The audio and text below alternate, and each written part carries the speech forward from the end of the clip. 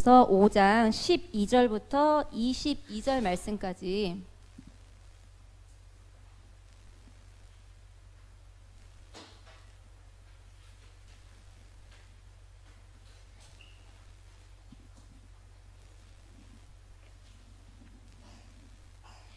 데살로니가전서 5장 12절부터 22절 말씀 우리 함께 합독하겠습니다.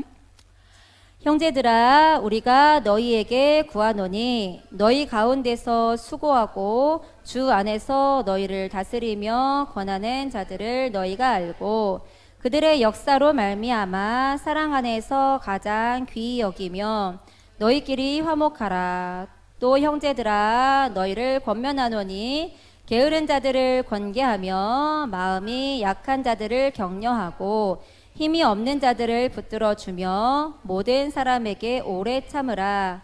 삼가 누구에게든지 악으로 악을 갚지 말게 하고 서로 대하든지 모든 사람을 대하든지 항상 선을 따르라.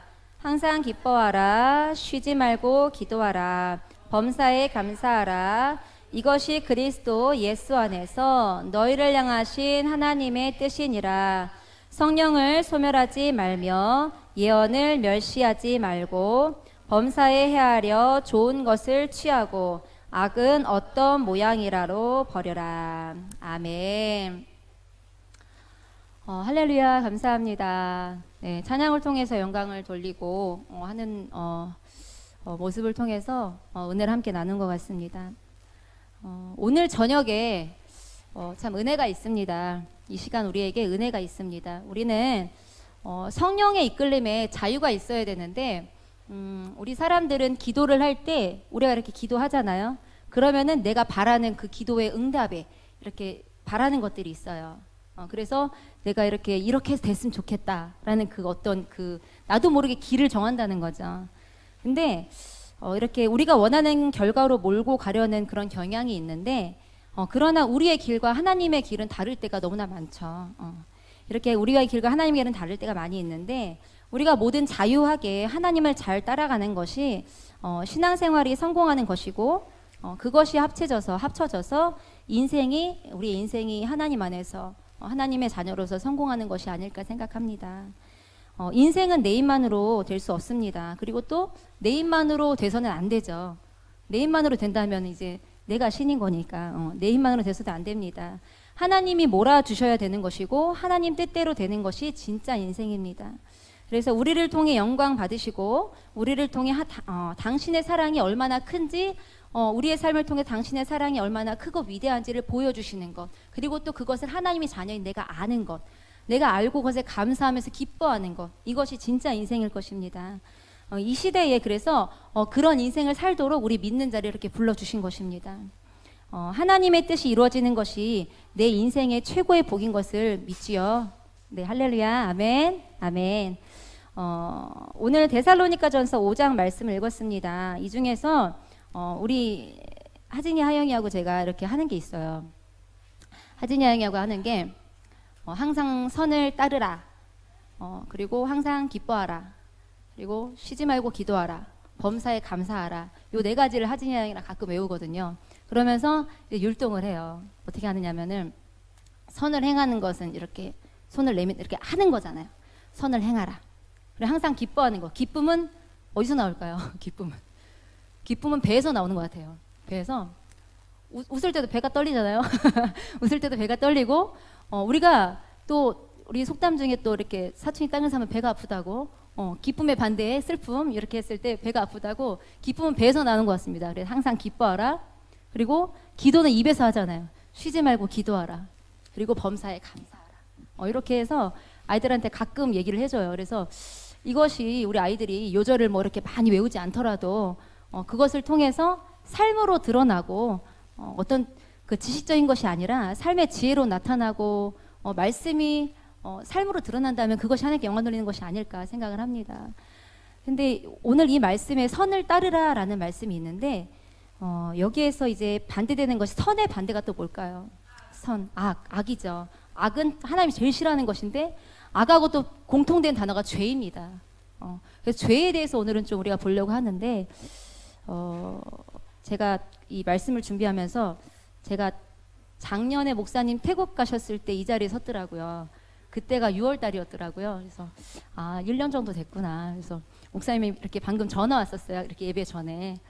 너무 부담 갖지 말고 시간 맞추려고 하지 말고 그냥 짧게 끝나더라도 끝내고 알아서 그냥 편하게 하라고. 알았다고 알았다고 이제 목사님 이제 걱정 내시는 마음에 저녁 먹었냐고. 난 점심 먹었다고. 전 저녁 먹었습니다. 거기는 시차가 있어서 6시간이 느려요. 6시간이 느려서 저희가 이제 저녁 먹을 때쯤 거긴 점심 먹을 때쯤이고 이렇게 되는 그런 게 있는데, 그래서 목사님 또 이제 예배가 걱정되시죠. 놓고 가셨으니까 또. 그래서 저는 목사님을 걱정했어요. 10시간이면 도착한다고 했는데 연락이 안 오는 거예요, 이게. 그래서 아니 왜 안 오지? 왜 안 오지? 뉴스를 봐도 아무 사건도 없고 왜 안 오지? 했더니만 한 새벽 7시쯤, 그러니까 새벽 예배 끝나고 6시 반 7시쯤 전화가 왔더라고요. 그러니까 가는데 그 중국 항로가 좀 이렇게 돼서 연착이 됐대요. 연착도 되고 가는 길도 좀 그랬고 또 숙소까지 들어가는 것도 그랬고 해가지고 그 밴드 오면 이렇게 교회가 이렇게 조그맣게 있잖아요. 그 선교사님 그 교회 섬기는 교회, 거기가 이제 선교센터 교회 이렇게 다 이렇게 한 건물에 있는 데라는데 이렇게 가시기까지 좀 이렇게 오래 걸리셨나 봐요. 사진을 보니까 되게 피곤해요. 초췌해요.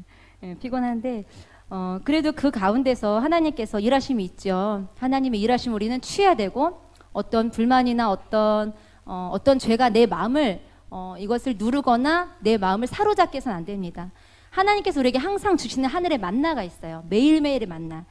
출애굽기에 보면은 그 이스라엘 사람들이 만나를 먹을 때 하나님께서 한 번에 한 달의 양식을 주신 것이 아니라 매일매일의 만나를 주시잖아요. 그 이유가 무엇일까? 매일매일 하나님을 기억하고 매일매일 하나님의 공부를 받으라는 거잖아요. 그렇듯이 하나님께서 우리에게 매일 주시는 만나가 있다는 것이죠. 하나님께 지금 살아계신데 하나님의 자녀인 나에게 매일 주신 만나가 있는데, 그 만나를 우리는 죄로 물들지 말고 우리가 선으로 항상 우리 것을 이기면서 하나님 만나를 취해야 됩니다. 그래서 오늘 그것을 좀 나눠보려고 하는데,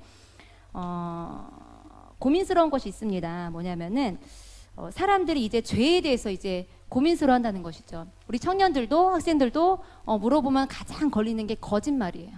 가장 걸리는 게 거짓말. 상황을 좀 좋게 만들어 보려고 하다가 거짓말을 하게 됐는데 이제 또 체면이 있다 보니까 그 거짓말을 쭉 하게 돼요. 돌이킬 수 없어요. 그러다가 한번 뻥 터져요. 그럼 부모님은 꽉 넘어져요. 이런 이제 결과들이 이게 오게 되는 게 바로 이 죄가 주는 참 쌓여가지고 그냥 이렇게 터지고 쓰러지는 그런 것이 죄인데, 우리 성경 본문 오늘 좀 여러 군데를 좀 찾아보려고 합니다. 먼저 우리 창세기 4장 7절 한번 찾아보겠습니다. 창세기 4장 7절. 요 부분은 이렇게 조금 이렇게 볼펜으로 하나 껴놓으세요. 여기는 자주 볼 거예요. 4장 7절. 4장 7절 찾으셨으면 우리 함께 읽어보겠습니다. 시작. 내가 선을 행하면 어찌 낯을 들지 못하겠느냐? 선을 행하지 아니하면 죄가 문에 엎드려 있느니라. 죄가 너를 원하나 너는 죄를 다스릴지니라. 아멘. 요 상황 설명은 안 하겠습니다. 너무 잘 아시는 말씀이니까. 다시 한번 읽어보겠습니다. 시작. 내가 선을 행하면 어찌 낯을 들지 못하겠느냐? 선을 행하지 아니하면 죄가 문에 엎드려 있느니라. 죄가 너를 원하나 너는 죄를 다스릴지니라. 아멘. 여기 말씀을 보니까 죄의 문제를 다루면서 선이라는 단어가 2번 나옵니다. 죄를 방지하는 것, 죄를 방지하는 것이 무엇일까? 죄라는 것은 항상 꿈틀거리면서 우리의 속에 있거든요. 이 죄의 꿈틀거리는 힘을 나는 정말 저 깊은 쇠사슬로 묶어가지고 그냥 꽁꽁 숨겨버리고 싶어요. 이 죄라는 것이 올라오지 않게 만들고 싶은데 순간순간 올라오고 생각으로 내가 이런 생각을 하지 막 이렇게 하고 하는 그 죄의 문제들이 많습니다. 이렇게 쇠사슬로 꽁꽁 묶어 넣는 힘은 여기 성경에 보니까 선을 행하는 데 있다는 것입니다. 우리는 그 죄를 피해가기 바쁩니다. 죄 짓지 말아야지. 죄 짓지 말아야지. 이 피해 간다는 것은 수동적인 것입니다. 이렇게 해서 사람은 내 마음의 성을 이제 지키려고 하는 경향이 있습니다. 나의 것, 나의 어떤 테두리, 나의 것을 지키려고 하는 경향이 있는데 이걸 이제 어려운 말로 하면 이제 공성한다고 하죠. 이렇게 지키는 거, 공성을 하는데 우리는 이 죄의 문제에 있어서는 공성하는 것이 아니라 우리는 공격을 해야 됩니다. 죄에 있어서 무엇으로 공격을 하느냐? 선으로 공격을 하는 거예요. 공성하는 것보다 공격하는 것이 필요한데 선을 행하는 것은 지키려고 하는 것보다 우리가 더 움직임이 있습니다. 내가 죄짓지 말아야지 하는 것은 움직임이 없어요. 근데 선을 행하려고 하는 것은 내가 뭔가를 하나 해야 돼요. 움직임이 있다는 것입니다. 우리가 공격하지 않으면 우리는 오히려 공격받고 무너집니다. 그래서 죄는 깨트리고 부시고 하는 존재가 바로 죄라는 것입니다. 그렇기 때문에 우리 믿는 사람들은 하나님께 영광을 돌림으로 선을 행함으로 이 죄의 힘을 깎아내려야 되는 것입니다. 그래서 우리는 선을 행하려는 의지를 가지셔야 합니다. 오늘 읽었던 데살로니가 전서 5장 15절 후반부에 선을 따르라, 항상 선을 따르라 라는 말씀이 있습니다. 우리가 살면서 아침에 이제 일어나요. 아침에 일어나서 여러 가지 뭐 있겠죠. 근데 아침에 일어나서 한번 생각해 보는 거예요. 하나님께서 내게 주신 만나를 생각하고 하나님 오늘 내가 어떻게 살아가야 될까 생각하면서 한 가지 기억할 것이 하나님 내가 하나님께 영광을 돌리기 위해서 어떤 선을 행해 볼까요? 어떤 선을 행할까요? 내가 누구와 만나서 이야기를 나눌까요? 아니면은 누구의 얘기를 들어줄까요? 아니면 어떤 어려움이 처해 있는 사람이 있는데 그 사람에 내가 도와줄까요? 아니면은 내가 어떤 생각나는 사람이 있는데 하나님 내가 그 사람에서 기도를 할까요? 그러니까 하나님께 물어보는 거예요. 하나님께 물어보고서 하나님 어떻게 할까요? 우리 교회에서는 큐티를 하고 있으니까 큐티하면서 이제 한 번 더 물어볼 수 있죠. 하나님 내가 어떻게 하나님께 영광을 돌릴 수 있을까요? 내가 좋다고 하는 선이 아니라 하나님이 감동 주시는 선을 찾아서 전진하는 것입니다.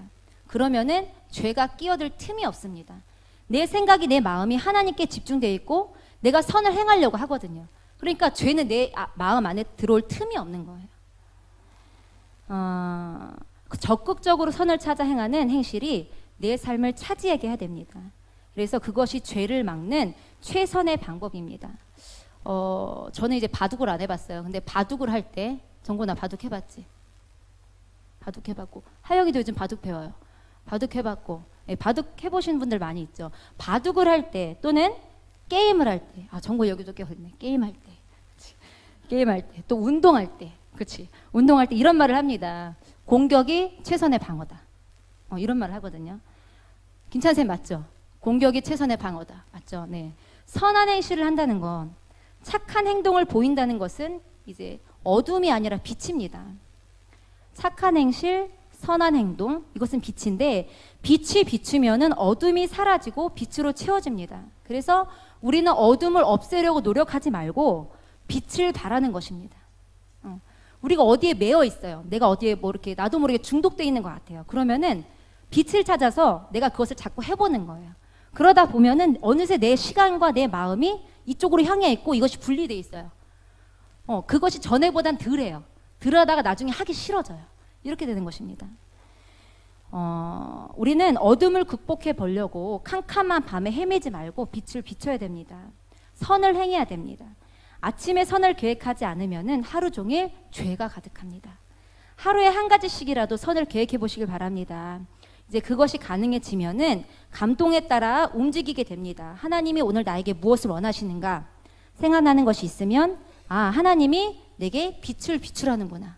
내게 이 부분에 가서 이 장소에 가서 아니면은 이 사람에 가서 내가 갖고 있는 빛을 나누라고 하시는구나 라고 순종하는 마음으로 할 말은 없지만 가보는 거예요.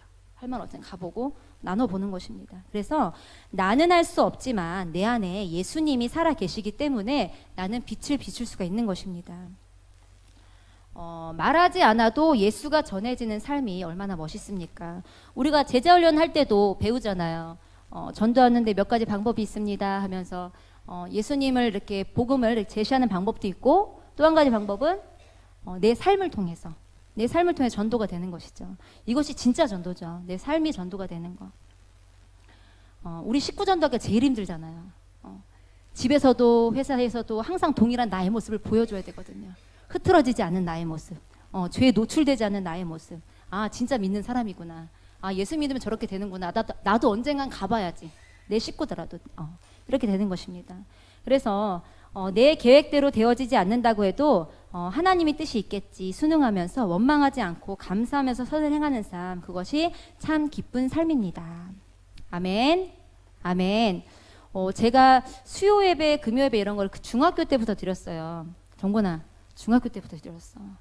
중학교 때. 초등학교 때는 그냥 가끔 따라왔고 중학교 때 들었는데 제가 이제 생각을 해봤어요. 아, 나는 왜 이렇게 아멘을 잘하지? 그러니까 제 스스로. 그러니까 어디 집회를 가도 이렇게 저는 아멘이 술술 나오는 거예요.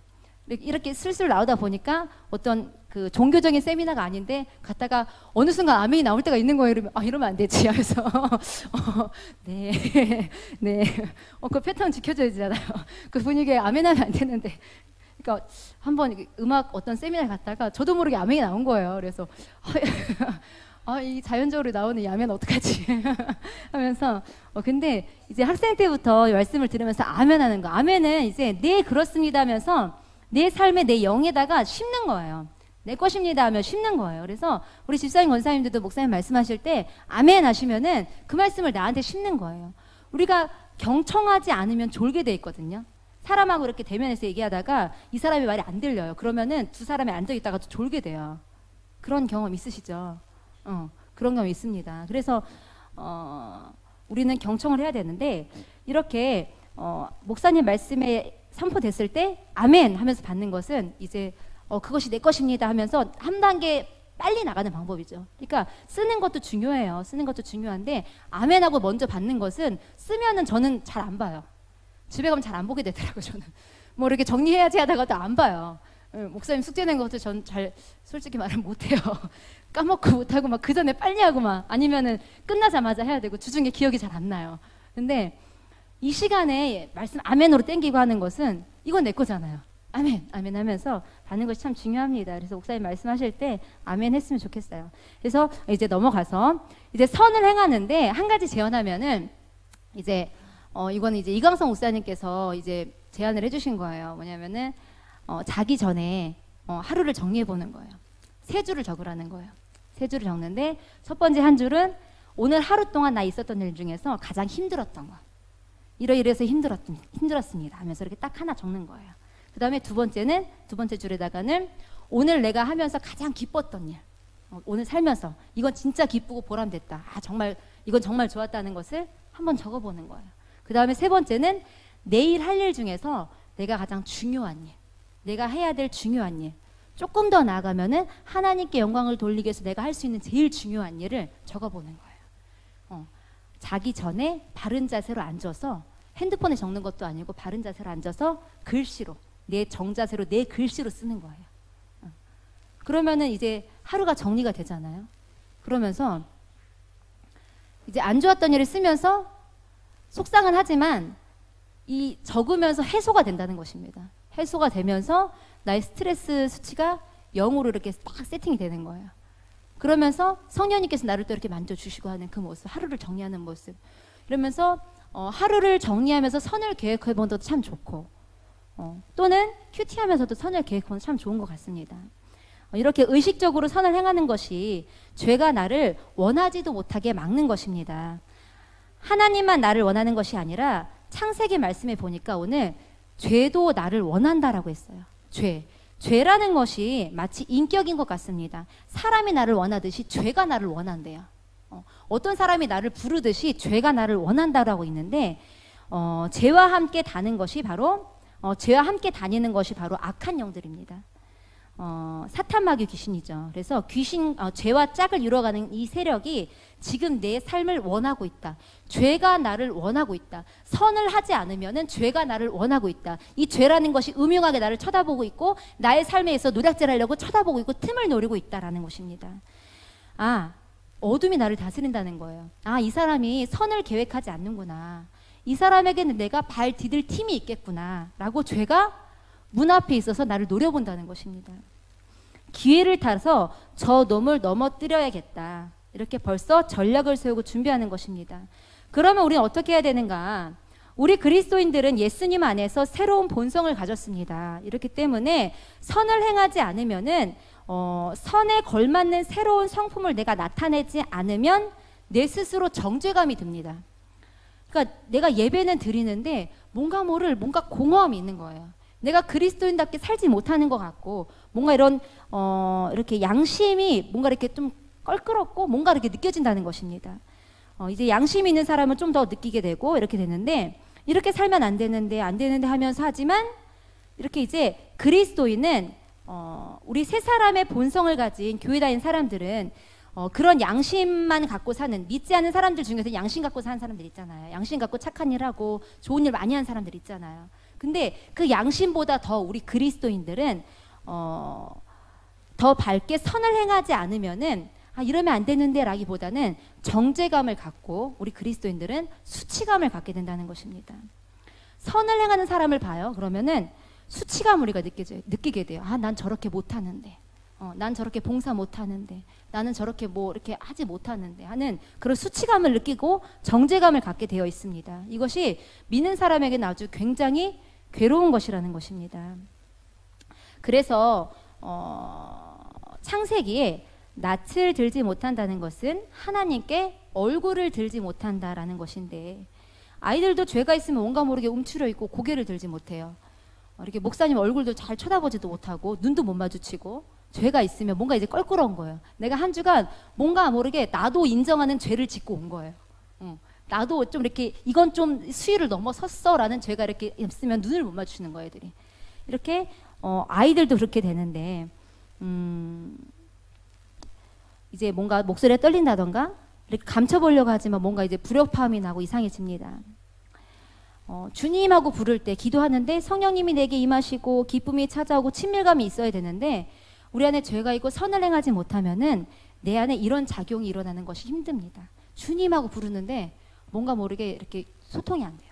죄가 내 안에 있으면 내 안에 죄가 다스리고 있기 때문입니다. 데살로니가 전서에 항상 기뻐하라고 했습니다. 무엇을 기뻐하는가? 자식 잘 되는 것을 보고 기뻐하라 했는가? 이 사도 바울이 데살로니가 전서 썼는데, 사도 바울은 자식도 없었잖아요. 그럼 자식 때문에 기뻐하는 건 아니거든요. 그럼 집 샀다고 기뻐해야 되는가? 그것도 아니고. 우리는 무엇을 위해서 기뻐해야 되는가? 물론 하나님께서 자식 잘 되고 뭐 좋은 거 주시면 그것도 하나님의 선물이니까 우리 감사하죠. 물론 감사한데, 진정 여기서 기뻐하라는 것은 무엇인가? 하나님으로 인한 기쁨이 아닐까? 진정한 하나님, 진리이신 하나님, 진리의 영이신 하나님으로 진정히 기뻐하는 것. 이것이 그 유한한 기쁨이 아니라 이것은 하나님께 내게 주시는 영원한 기쁨, 무한한 기쁨인 것입니다. 진리 때문에 기뻐하는 것입니다. 이렇게 영원한 진리이신 하나님으로 기뻐하고 감사라는 것입니다. 성경 말씀 하나 찾아보겠습니다. 로마서 6장 찾아볼게요. 로마서 6장 14절입니다.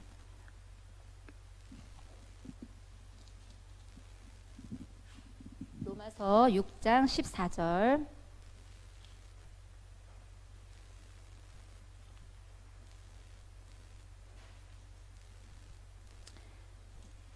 네, 함께 읽어보겠습니다. 시작.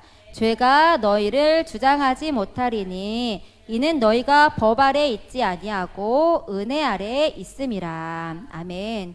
우리 안에 죄가 있습니다. 우리 안에 우리 사람은 도덕 시간에 배우잖아요. 성악설. 태어날 때부터 우리는 그냥 죄가 흐르는 거예요. 죄가 흐르는 거예요. 내가 아무리 착한 일을 해도 내 안에 이렇게 꿈틀거리는 죄의 본성이 있다는 것입니다. 근데 여기 말씀해 보니까 이 죄라는 것이 너희를 주장하지 못하리니 이는 너희가 법 아래 있지 아니하고 은혜 아래에 있음이라. 우리는 믿는 사람이거든요. 모두에게 죄가 있는데 우리는 하나 다른 게 예수님이라는 것이 있다는 것입니다. 예수님의 영, 진리이신 예수님이 우리 안에 있다는 거예요. 그래서 이 사망의 법 아래 우리가 사는 사람이 아니라 은혜의 법 아래 우리는 사는 사람이기 때문에 하나의 우리는 희망이 있는 거예요.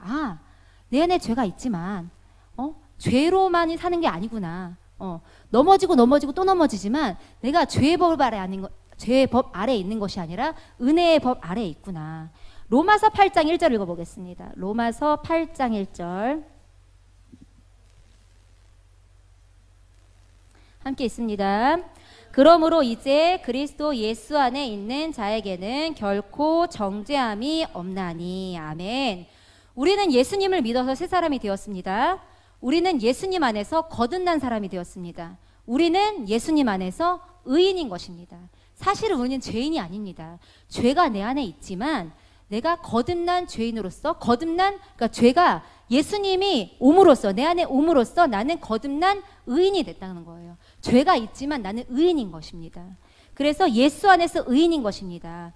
근데 안타까운 것은 우리 의인인데, 의인이 우리 주변에 죄가 흐르는 것이고, 내 속에도 꿈틀대는 어떤 뭔가가, 죄의 본성이 뭔가 있다는 것입니다. 내가 그 죄 때문에 내가 시달리고 있고 부끄러운 것입니다. 그 죄 때문에 하나님의 영광이 가리는 것도 나는 인정을 해야 됩니다. 선을 행하기 원하는 나에게 악이 함께 있는 것입니다. 내 속사람은 하나님의 법을 즐거워하는데 나는 하나님을 따라가고 싶은데 내 안에서 죄가 나를 괴롭히는 것입니다.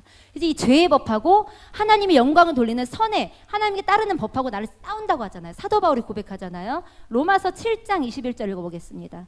로마서 7장 바로 그 위에 있습니다. 21절부터 24절까지 읽어보겠습니다. 시작. 그러므로 내가 한 법을 깨달았노니 곧 선을 행하기 원하는 나에게 악이 함께 있는 것이로다. 내 속사람으로는 하나님의 법을 즐거워하되 내 지체 속에서 한 다른 법이 내 마음의 법과 싸워 내 지체 속에 있는 죄의 법으로 나를 사로잡는 것을 보는도다. 오라, 나는 공고한 사람이로다. 이 사망의 몸에서 누가 나를 건져내랴. 아멘. 자꾸 반복되는 걸림이 있다는 것입니다. 자꾸 너무 괴로워요. 같은 죄로 걸려요. 같은 죄로 넘어져요. 너무너무 힘드는 거예요. 그래서 사도 바울도 자기 힘으로 자꾸 이것을 부단히 노력하려고 애써봤지만 그게 안 된다는 것입니다. 육신으로 내가 해보려고 했는데 안 된다는 것입니다. 그래서 이 괴로움, 이 사망에서 누가 나를 건져줄까? 하나님을 제대로 경험한 사람은 자신이 하나님 쪽이 아니라 죄 쪽에 있는 것을 발견할 때 괴롭게 됩니다. 은혜를 맛본 사람은 하나님의 은혜를 경험한 사람이 그 사랑을 배반하는 자신의 모습을 볼 때 그처럼 괴로운 것이 없는 것입니다. 그래서 그것이 사망의 몸이라는 것입니다. 로마에서는 최고의 형벌이 십자가였습니다. 십자가의 형벌을 받은 사람은 이제 공개적으로 십자가 처형되잖아요. 다 같이 봤어요. 그러면 그 가족들, 저 가족은 십자가 형벌을 받았다면은 그 가족은 그 동네에서 다니질 못해요. 수치스러운 거예요. 그래서 막 성을 바꾸거나 딴 동네 이사 가거나 막 그래야 돼요. 근데 그것보다 더 고통스러운 또 이제 형벌이 있는데 그것이 뭐냐면은 시체하고 산 사람하고 묶어 놓는 거예요. 시체하고 산 사람하고. 우리 어르신들, 옛날 어르신들 이제 그 푸세식 화장실일 때 이 똥을 푸는 그럴 때 이제 잘못 빠지면은 이게 좀 되면 이게 똥독이라는 것이 있잖아요. 근데 이 똥독보다 더 무서운 게 시독이라는 것입니다. 시체하고 나를 묶어놔서 이 점점 이 시체에서 독이 나오는 것으로 내 살을 썩어가는 거예요. 그러면서 죽는 거예요. 그런 형벌이 있다고 합니다. 근데 여기서 보잖아요. 오라, 나는 공고한 사람이로다. 이 사망의 몸에서 누가 나를 건져내려. 시체하고 나하고 붙어있는 것처럼 이 사망의 몸에서 정말 나는 이 죄하고 떨어지고 싶은데 떨어지지 않는 거예요. 이 죄가. 내 안에 있는 죄가 나랑 떨어지지 않는 거예요. 그래서 이렇게 죄에 대해서 자꾸 괴로워하고 고민하고 이렇게 되는 것입니다. 이 참혹한 형벌이 시체랑 산몸이랑 이렇게 붙여놓는 것이라고 했는데 사도 바울이 사망의 몸에서 누가 나를 건져내랴 이렇게 고통을 호소하고 있습니다. 이렇게 죄에 대해서 괴로워하고 고민하는 사람이 이랬던 사도 바울이 이렇게 죄에 대해서 정말 너무나 아파하고 너무나 고민한 게 성경을 통해 나타나잖아요. 이렇게 고민한 사람이 하나님께 쓰임을 받는 것입니다. 진짜 나의 속을 들여다보고 내 죄에 대해서 정말 너무 아파하고 너무 속상해하고 하나님 도와주세요. 내 죄가 이런 죄가 있습니다 하면서 하나님 은혜 없이 난 살 수 없습니다. 날마다 고백하는 사람만이 사람만이라고는 좀 이렇게 어폐가 있고요. 이런 사람이 크게 쓰임받는 것입니다. 이렇게 하나님께 정말 죄에 대해서 고민하는 사람. 이렇게 죄의 수준이 얼마나 독한지, 얼마나 무서운지, 처절한 것인지 이해한 사람들이 하나님의 은혜가 더 큰 것이고 그 은혜를 받았을 때 더 간절한 것입니다. 여기에 대해서 이제 동의하시죠? 아멘. 그래서 이 사도 바울이 이 두 세력의 충돌, 이 그리스도의 신자의 이중적 상태에 대해서 고민이 담겨 있는 것입니다. 원리적으로는 죄의 법이 나를 결코 주장할 수 없습니다. 왜 그렇습니까?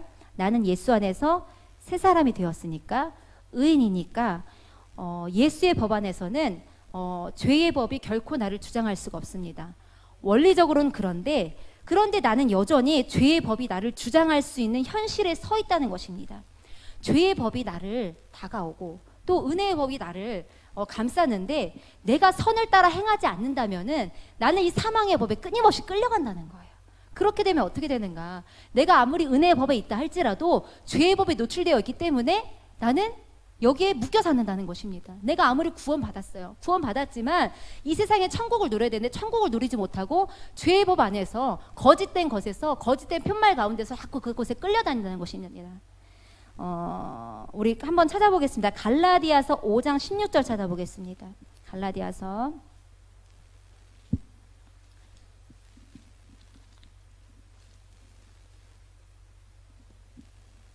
정곤이도 찾으세요. 갈라디아서 5장 16절. 유진이도 찾으세요. 안에 아기들이 이제 예배 드리고 있잖아요. 아이들이 이렇게 돌아다니는 것도 저는 아이들 돌아다니는 것을 크게 이렇게 관여 안 하는데 이게 되게 싫어하시는 분들도 있어요. 근데 이게 아이들은 그러면서 그냥 이 나름대로 즐겁게 예배 드리는 거거든요. 근데 물론 방해가 되니까 좀 이렇게 하긴 하는데 아이들이 집중하는 건 아니라 우리가 하나님의 말씀에 집중해야 됩니다. 네, 5장 16절부터 18절까지 읽겠습니다. 시작. 내가 이르노니 너희는 성령을 따라 행하라. 그리하면 육체의 욕심을 이루지 아니하리라. 육체의 소욕은 성령을 거스르고 성령은 육체를 거스르나니 이 둘이 서로 대적하므로 너희가 원하는 것을 하지 못하게 하려 함이니라. 너희가 만일 성령의 인도하시는 바가 되면 율법 아래에 있지 아니하리라. 아멘. 우리는 성령의 힘을 빌려서 그 죄의 법과 싸울 책임이 있는 존재로 부름받았다는 사실입니다. 두 가지 소욕이 내 안에 충돌합니다. 하나는 하나님께 영광 돌리는 것이고 하나는 육체의 소욕, 이외 죄의 본성이 내 안에서 충돌하는 것입니다. 죄가 너를 원한다고 했습니다. 죄가 너를 원하나? 그랬습니다. 죄는 사람을 원합니다. 죄는 나의 인격을 원합니다. 죄로서는 죄가 나타날 수가 없습니다. 죄가 사람을 붙잡았을 때 죄가 나타납니다. 이해되시죠? 죄는 보이지 않는 거예요. 근데 죄가 사람을 붙잡아요. 죄가 인격을 붙잡아요. 그럼 그 사람이 죄를 짓잖아요. 그렇게 해서 죄가 드러나는 것입니다. 죄의 표현은 인격인데 죄가 표현되려면은 사람에게 들어와서 이제 귀신의 삶을 살게 하는 것입니다. 귀신의 삶이라서 귀신 들렸다는 게 아니에요. 그러니까 짧게 우리가 하나님의 영광 돌리지 못하는 삶, 하나님의 영광과 정말 무관한 삶, 그런 육체의 삶, 이것도 다 귀신의 삶으로 그냥 표현할 수 있다는 것입니다. 하나님의 영광이 아닌 것은 귀신의 삶으로 이렇게 그냥 분리시켜 버리는 것입니다. 그런데 하나님도 우리를 원하십니다. 하나님도 우리를 원하시는데 죄가 원하는 것처럼 하나님도 우리의 인격을 원하세요. 죄가 우리의 인격을 원하는 것처럼 하나님도 우리의 인격을 원하시는데 어떻게 원하시는가? 우리가 의의 병기가 되도록, 하나님의 영광을 위해 살도록, 그래서 하나님의 영광 받으시기 위해서 우리를 원하신다는 거예요. 죄가 우리를 원해요. 사망이 우리를 원해요. 왜? 죄가 나타나고, 그렇죠? 이 사망이 사로잡고 마지막엔 죽음으로 끌고 가기 위해서, 그렇잖아요. 근데 하나님도 우리를 원해요. 하나님도 우리 사람을 원한다는 거예요. 의의 병기가 되도록. 이 두 세력이 나를 원한다는 것입니다. 죄의 세력도 나를 원하고 내 안에 있는 예수의 본성도 나를 원합니다. 이 두 싸움이 있다고 말하는 것입니다. 그래서 우리는 본성적으로 옛사람의 속성들을 간직하고 살고 있고, 다만 옛사람의 속성이 뛰쳐나오려고 할 때에 성령의 은혜의 법칙으로 그것을 막아내는 연습이 필요한 것입니다. 죄가 드러나라고 할 때 안 돼 하면서 내 스스로 나는 이제 말씀을 배웠어요. 그러면 말씀을 배웠으면 내가 선을 행할 능력이 있어요. 그러면 그 선과 죄의 그 상태에서 두 가지에서 나는 선을 선택하는 것입니다. 그래서 안 돼 하고서 내 속 사람을 막아버리는 것입니다. 이렇게 여러분이 성경을 읽는 거 또는 오늘처럼 예배 나오는 거 예배 드리러 오는 거 선을 찾는 거 그 전부가 옛 본성을 다스릴 수 있도록 죄가 자신을 표현하라 하는 것을 안 돼 하고 무적에게 입구를 막아버리는 것입니다. 이렇게 막아버리는 연습의 시간들이 있는 것인데 우리가 이제 지난주에 비가 많이 왔잖아요. 비가 많이 오면 이제 시골에 계신 분들은 뭘 걱정하죠? 풀 뽑아야 되잖아요. 잡초가 막 이만큼 자라잖아요. 그렇죠?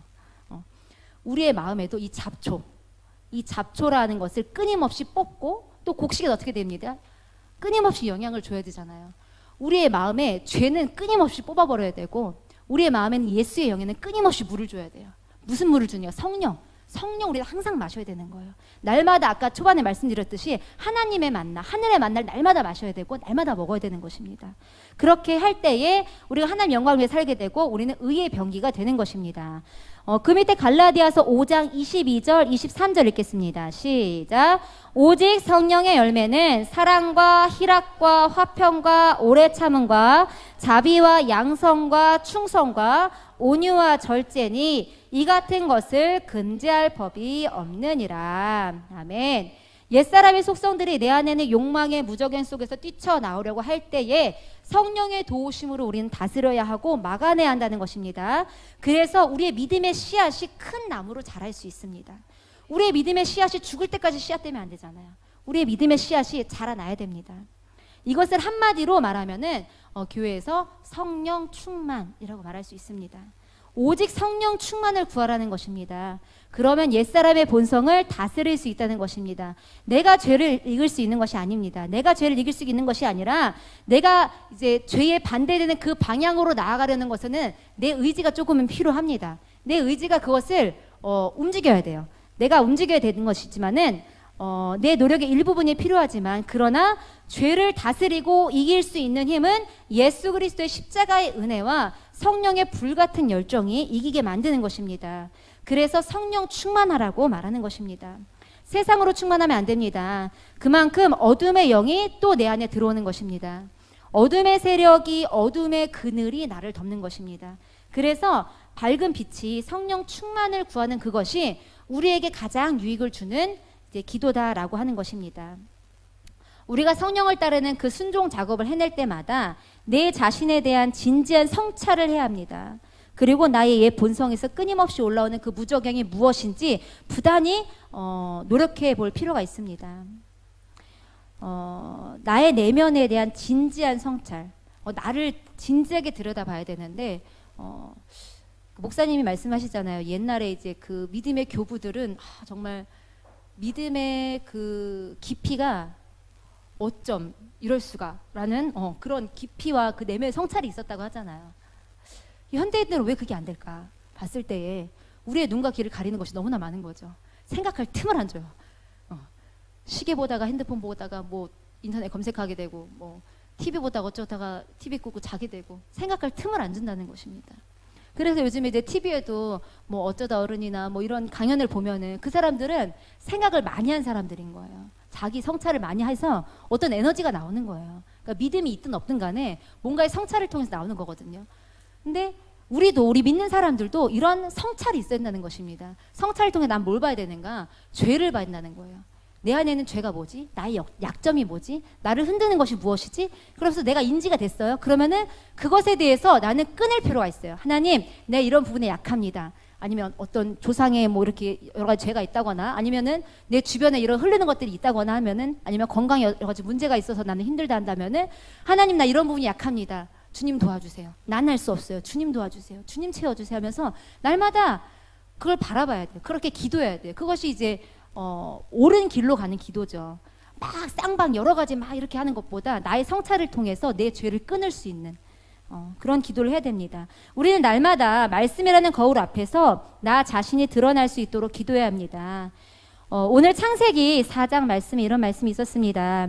4장 7절에 내가 선을 행하면 어찌 낯을 들지 못하겠느냐. 선을 행하지 아니하면 죄가 문에 엎드려 있느니라. 죄가 너를 원하나 너는 죄를 다스릴지니라. 선을 행하지 아니하면 죄가 문 앞에 엎드려 있다는 것입니다. 내가 오늘 오전에 아니면 오후까지 무엇을 하면서 하나님께 영광을 돌릴까요? 이렇게 계획하지 않으면은 여러분의 문 앞에서 죄가 이제 거짓 팻말을 들고 서 있는 거예요. 누구야 이리 와. 누구야 이리 와. 하면서 그렇게 유혹하는 죄가 나를 덮친다는 것입니다. 그래서 이제 선이 아니라 죄가 가잔들 했어요. 그러면은 내가 어디로 갑시다 해도 딴 데로 데리고 가고 하는 것이 이제 죄는 거짓된 것이잖아요. 내가 이리로 가자 해도 얘는 이리로 안 데리고 가요. 그래서 이 거짓된 것, 오늘 창세기 4장 7절 말씀을 붙잡고 이렇게 기도했으면 좋겠습니다. 무엇으로 도와주세요 라고 해야 되는가. 성령으로 성찰해서 하나님의 말씀으로 죄를 다스림으로써 죄의 욕망의 무저갱이 매일매일 닫히는, 매일매일 그 죄의 욕망의 무저갱이 닫히는 역사가 우리 모두에게 있기를 축복합니다. 아멘. 우리 이제 기도하겠습니다. 오늘 말씀을 가지고 기도할 텐데요. 정말 죄를 다스리길 원합니다. 저도 참